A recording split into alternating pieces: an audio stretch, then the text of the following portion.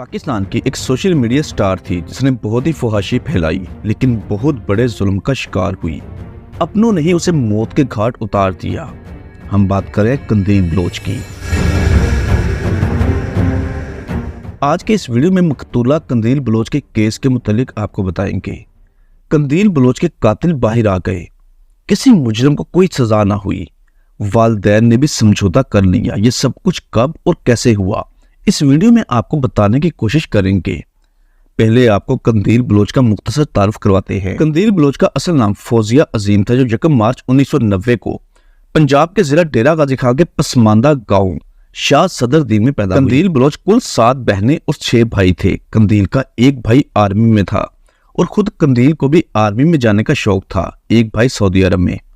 कंदील ने प्राइमरी तक अपने गांव से तालीम हासिल की। बहुत ही गरीब घराना, घर में टीवी तक नहीं होता था। घर में टीवी भी नहीं था। कंदील टीवी देखने पड़ोसी के घर जाती, वालिदैन से जिद की कि घर में टीवी लाया जाए। वालिद टीवी के सख्त मुखालिफ थे और ना ही लड़कियों की तालीम के कायल थे। खैर, वालिदा ने कंदील की बात मानते हुए घर में टीवी ले आए। बहुत ही छोटा सा घर था। घर में एक ही कमरा होता था। तमाम बच्चे उस एक कमरे में एक साथ सोते। जब घर में टीवी आ गया तो वहां से कंदील को टीवी का शौक पैदा हुआ, यानी टीवी में काम करने का शौक पैदा हुआ। कंदील ने अपनी वालिदा को कहा कि एक दिन मैं टीवी में काम करूंगी, लाजमी करूंगी। वालिदा से कहा कि उसकी शादी ना करे। उसे शादी का शौक नहीं बल्कि कुछ बनना चाहती। घर में बेपनाह गुर्बत थी और अपने वालिदैन के लिए वो कुछ करना चाहती थी। कंदील कहती थी कि मैं कुछ बनकर दिखाऊंगी, अपने खानदान को कहीं लेकर जाऊंगी। एक दिन शाह सदर दिन में पता चलेगा कि फौजिया नामी कोई लड़की है।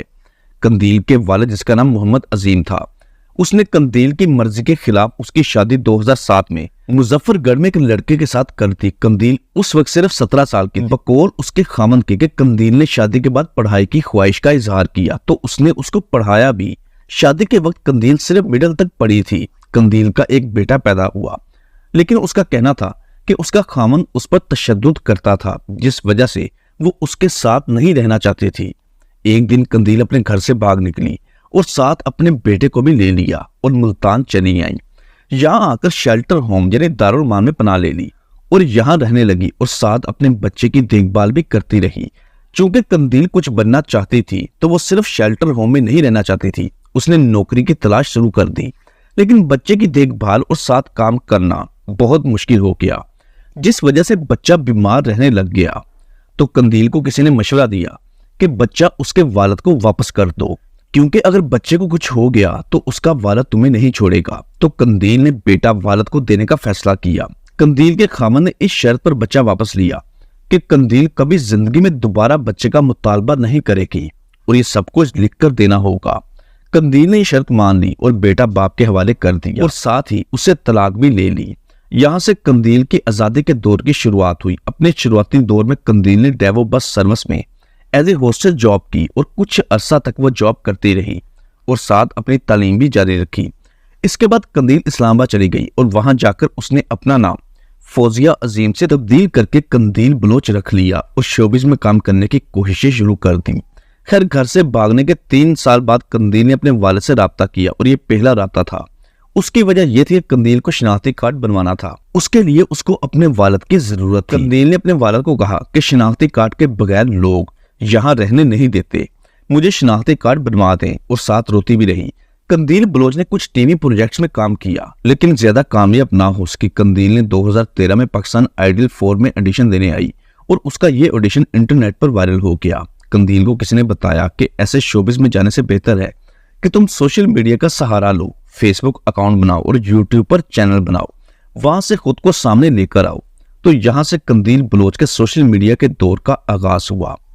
फिर इस तरह कंदील बलोच सोशल मीडिया पर अपनी पोस्ट और वीडियो से मशहूर होने लगी। कंदील को पसंद करने वाले और नफरत करने वाले भी दोनों ही कंदील को सोशल मीडिया पर देखते। सोशल मीडिया की वजह से कंदील इतनी मशहूर हुई कि इलेक्ट्रॉनिक मीडिया मजबूर हो गया कि कंदील बलोच के बारे में बात की जाए। तो फिर जब कंदील बलोच को मुख्तलिफ टॉक शोज में बुलाया जाने लगा, उसका शुमार टॉप 10 सेलिब्रिटीज में होने लगा, जिसको इंटरनेट पर सबसे ज्यादा सर्च किया जाता था। जो कंदील को पसंद करते थे वो भी और जो नफरत करते थे वो भी। कंदील बलोच के फेसबुक पर 5 लाख फॉलोअर्स हो गए, जिसमें पसंद और नफरत करने वाले दोनों ही शामिल थे। मशहूर होने के बाद कंदील कराची आ गई और साथ अपनी पढ़ाई भी जारी रखी। कंदील ने बीए तक तालीम इस्लामाबाद ओपन यूनिवर्सिटी से प्राइवेट तौर पर हासिल की। कंदील का ख्वाब रहा है कि वो बॉलीवुड या हॉलीवुड में जाए। उसने लाहौर में एक बहुत बड़ा फार्म हाउस भी बना लिया। कंदील ने सोशल मीडिया और इलेक्ट्रॉनिक मीडिया पर इन रहने के लिए बगैर तमीज किए हर वो काम किया जिसकी वजह से वो खबरों में रहे। कंदील बलोच ने पाकिस्तान क्रिकेट टीम को इंडिया के खिलाफ मैच में सोशल मीडिया पर बहुत सपोर्ट किया जिसकी वजह से शोहरत में मजीद इजाफा हुआ। और सबसे ज्यादा शोहरत की वजह कंदील बलोच का गैर इखलाकी डांस था। इस डांस की वजह से सोशल मीडिया पर जहां कंदील बलोच को बहुत देखा गया, वहां पर उसके खिलाफ नफरत में भी बहुत इजाफा होता गया। खसूसी तौर पर लोगों का कहना था कि कंदील बलोच कौम को बदनाम कर रही है। उनका कहना था कि कंदील बलोच नहीं बल्कि सिर्फ बलोचों को बदनाम कर रही है, जिस वजह से कंदील के खिलाफ बलोच कौम के चंद बाअसर लोगों ने अदालत में केस भी दायर कर दिया कि ये बलोचों को बदनाम कर रही है। जून 2016 में एक प्रोग्राम में कंदील की मुलाकात मुफ्ती कवि के साथ हुई और फिर उसके बाद दोनों का आपस में फोन पर राब्ता हुआ।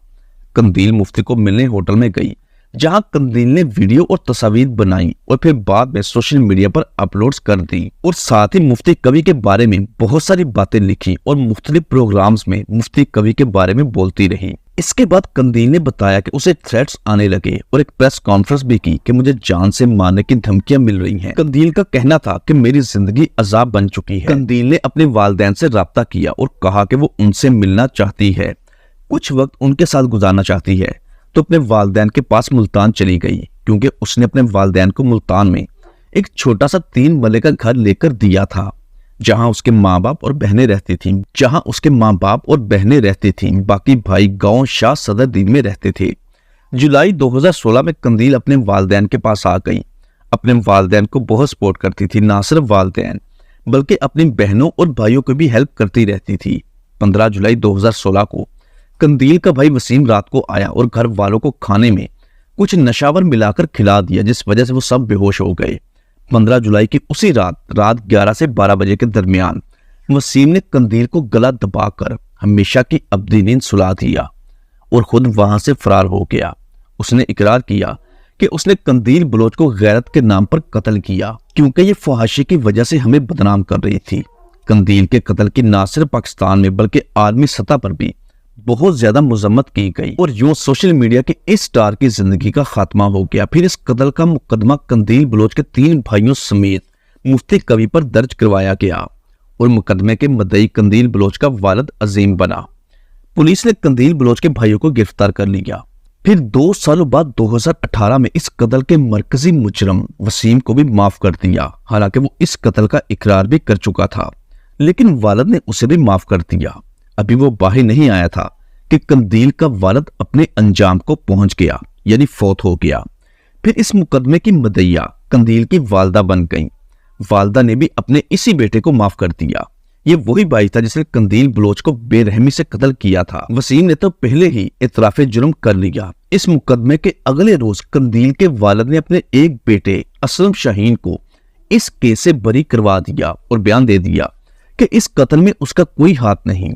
यहां से ये मुकदमा कमजोर होना शुरू हो गया और ये माँ बाप भी वही थे जिसकी कंदील बलोच हेल्प किया करती थी। लेकिन अपनी बेटी के साथ जुल्म को इग्नोर करते हुए तीनों बेटों को इस मुकदमे की मुद्दई यानी कंदील की वालिदा की जानिब से माफ कर दिया गया और यूं कंदील की मौत और उसका इख्तिताम हो गया। आज कंदील बलोच के तमाम मुजरमान बाहर हैं और किसी को कोई सजा नहीं हुई। वालिद वफात पा चुका है जबकि वालिदा जिंदा है। रियासत को चाहिए था कि इस मुकदमे में खुद मुद्दई बनती और मुजरमों को कैफरे किरदार तक पहुंचाती, लेकिन अफसोस कि ऐसा कुछ नहीं हुआ। दोस्तों, ये थी कंदील बलोच की दर्दनाक कहानी। उम्मीद करते हैं आपको अच्छी लगी होगी। मजीद अच्छी वीडियोस देखने के लिए इन्फॉर्मेशन विद फवाज को सब्सक्राइब करना मत भूलिएगा। मिलते हैं दोबारा बहुत जल्द। अल्लाह हाफिज।